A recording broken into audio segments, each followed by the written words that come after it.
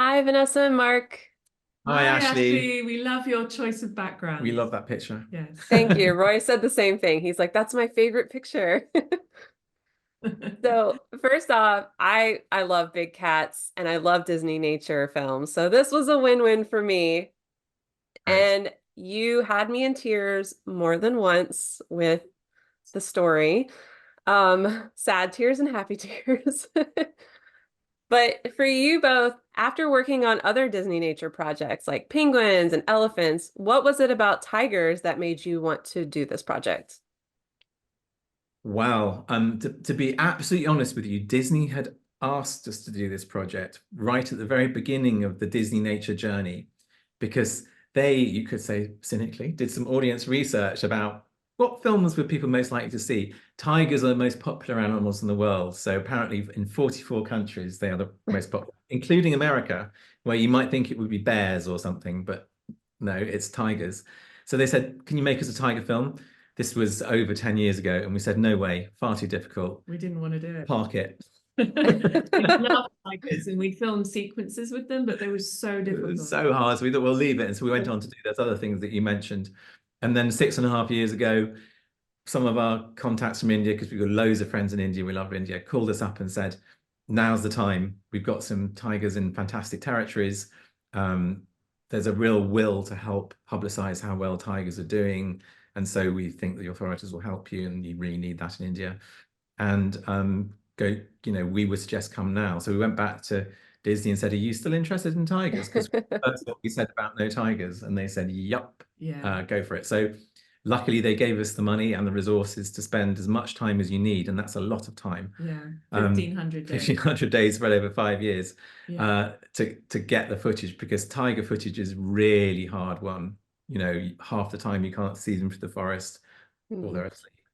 Um, and so you need a lot of time to capture the sorts of moments that we were able to get on this film.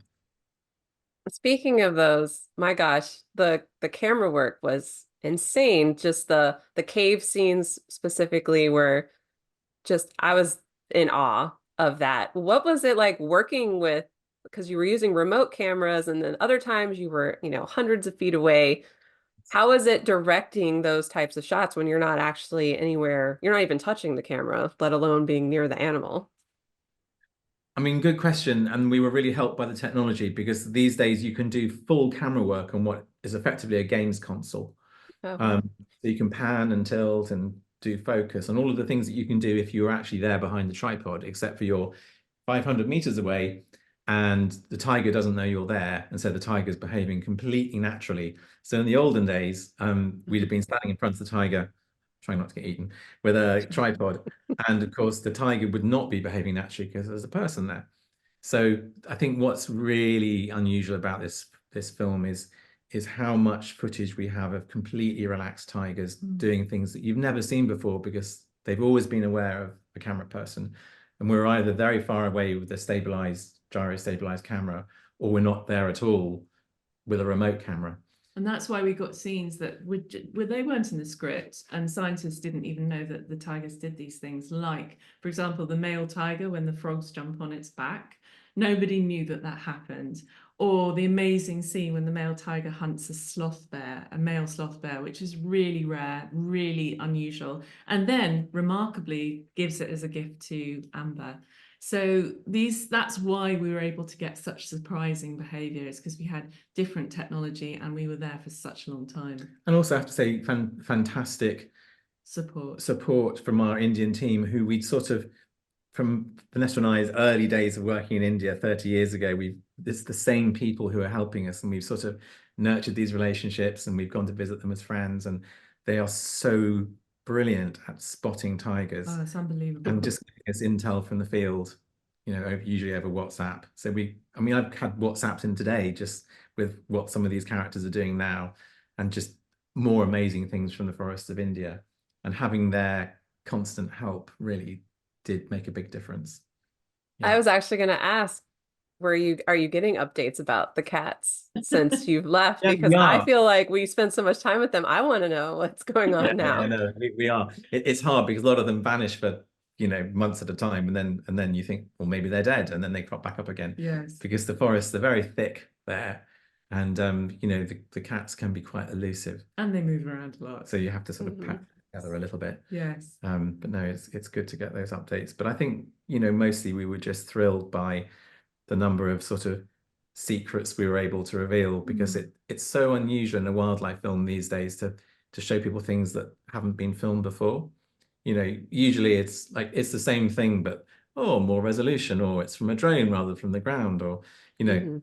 it's sort of raising the bar through image quality. Whereas I think on Tiger uniquely, we've got quite a lot of content that people have just not ever seen before, regardless of the image quality or anything else about it. It's just new stuff. And we knew, you know, we know where Tiger Mom, that word, comes from. But I think we've actually shown it for the first time, Yes. what being a Tiger Mom really entails. I mean, unbelievable. It makes me feel crap as a mother when you think, you know, she's got to go out every 2 or 3 days and feed 4 cubs, hunt and kill them, knowing that she's leaving them vulnerable. So she's rushing back to check that they're okay, they're not being attacked by male tigers or pythons, and trying to train them at the same time so they can hunt in the future. I think it's really exceptional. And we kind of just got glimpses of that in the past, but we've never really shown that story properly. No, it's amazing. Yeah, as a mother, I related to the struggle of raising, you know, kids and cubs, but you're right. She puts all of us to shame because I'm certainly not doing all of that, you know, And on a there's that daily heartrending basis. moment as well when she has to push them Oh, away, and she has Oh, to tell them it's yes. time to leave home. We were just joking about this earlier, saying, you know, Vanessa was saying, I'll never actually do that. I wouldn't mind if our son continued to live at home forever. I'm saying actually that's happening more and more these days. So be careful what you wish for.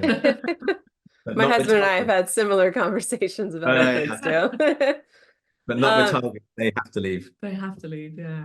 yes, yes, eventually. All right, so my last question is, what was your biggest takeaway after spending all that time with these beautiful creatures? Oh, well, I'm partly in awe of Indians and what an amazing job they've done at conserving the forest. There are so few good news conservation success stories these days. And the fact that tigers are doing so fantastically well, this film is a sort of a tribute to their efforts. But I think as well how, you know, the portrayal of tigers is I think we've shown a much richer, more complex side of tigers' lives that, you know, people didn't really, they always just show the fearsome side and the aggressive side. But you can see even the male's got a soft side. You know, Amber's ferocious when she needs to be, but she's a really gentle, patient mom as very, well. very sort of nuanced I think, behavior. yeah, it's they have rich social lives and no one really knew that before. And the cubs, such distinct personalities that Yeah, are really, really different. from day one, they were Yeah. just, Yes. they were those This characters. idea that there's sort of this carbon copy tiger and all tigers are alike, Yeah. this is just not true. They're all so different, such individuals, which, you know, it shouldn't be surprising to anyone that's owned a pet, because, you know, your dog's totally Mhm. different from your neighbor's dog. And yet people somehow think that animals are sort of, I don't know, All one, all one yeah, all kind. one and sort of Yeah. not like us in terms of their personalities. They absolutely are. Agreed. Well, thank you both so much for your time. I love the film and I can't wait for everyone else to see it too. Thank you so much. Thanks for your interview. It was great. Thanks. Thanks.